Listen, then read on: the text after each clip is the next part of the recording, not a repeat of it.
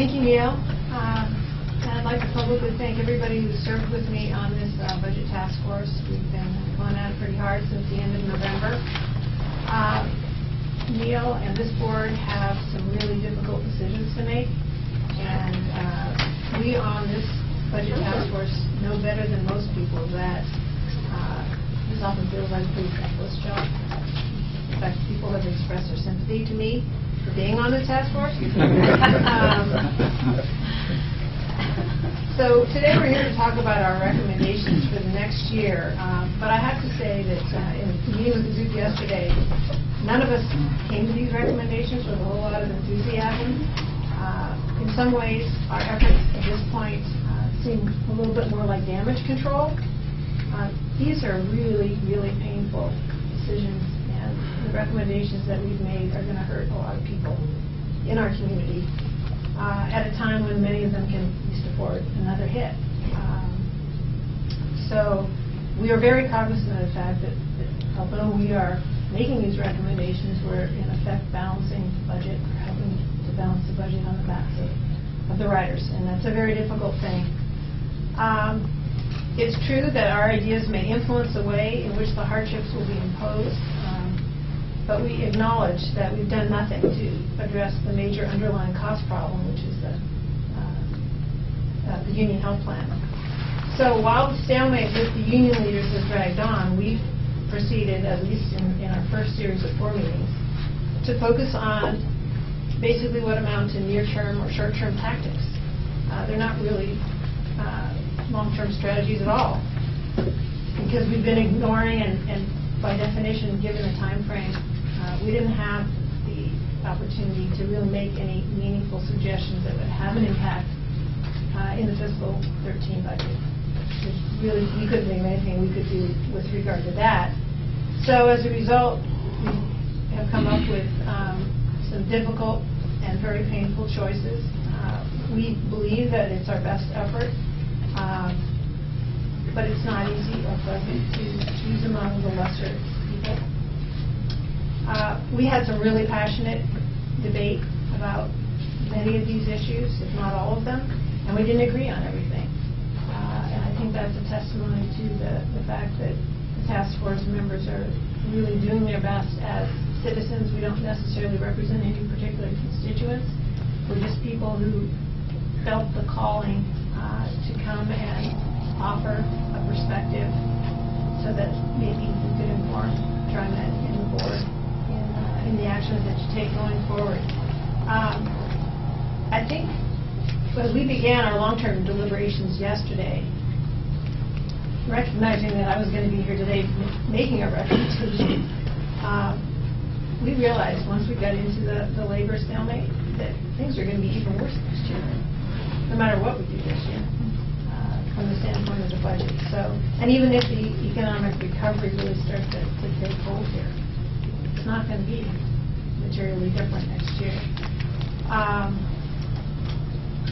So there certainly are many reasons why TriMet faces some difficult times ahead, but I think in just touching on the possible long-term strategies that we'll be working on over the next 6 weeks, it's all going to be about somehow breaking through and getting union leadership to sit down at the table.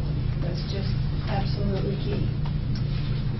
As Neil mentioned, our overriding concern almost from day one was the need to preserve service. Many of us are painfully aware that TriMet has cut service 4 times in the last 3 years. And at some point, you know, you're cutting bone. We're into muscle already. And so that was really the framework for our discussion and the way we looked at the options. We, in that context, made it real clear that we believe that service should not be cut if the shortfall is not as great as expected and feared. So although we made a recommendation for some service cuts, they are in that context that they should be the last actions to be taken.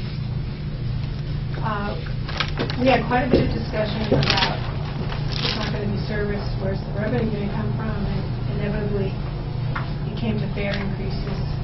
We looked at lots of different options, and again, spent a lot of time deliberating over the social equity aspects of that. Because so many folks are really struggling now to get to work if they have a job, and adding this additional burden was something we wanted to try to mitigate in any way we could. There certainly are, as Neil alluded to, in the downtown area when Fairless Square was changed to a free rail zone, there was some accommodation for low-income folks who live downtown. But it's hard to imagine how we could do that sort of system-wide.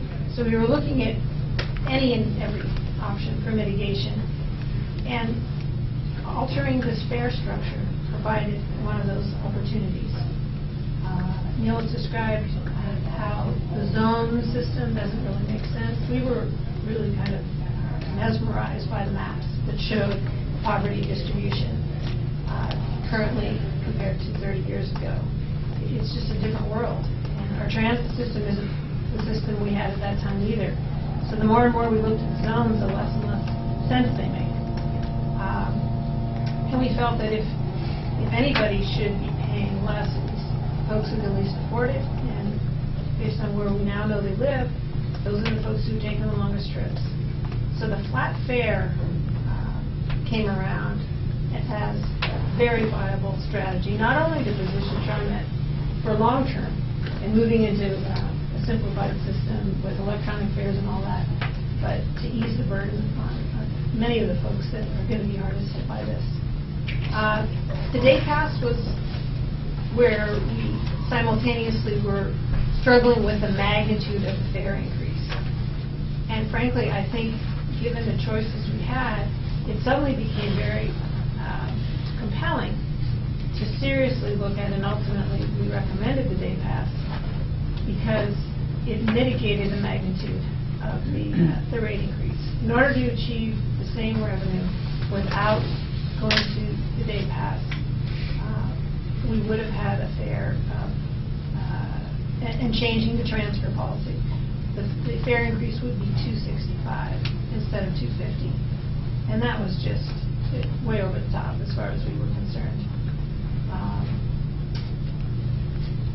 It remains to be seen just how many people are going to be hard hit, and that's why we've stressed so much that the changes to the fare structure really need to be very carefully vetted with all the stakeholders, and we urge TriMet to make even more than their usual amount of outreach efforts. How folks will be impacted by this. This is our most difficult recommendation to come up with. So with that said, we've begun to deliberate on some of the long-term considerations. We will continue to meet through March and provide Neil with our thoughts on some of the more strategic things that we think could have a material benefit for TriMet over the long term. Can I answer any questions?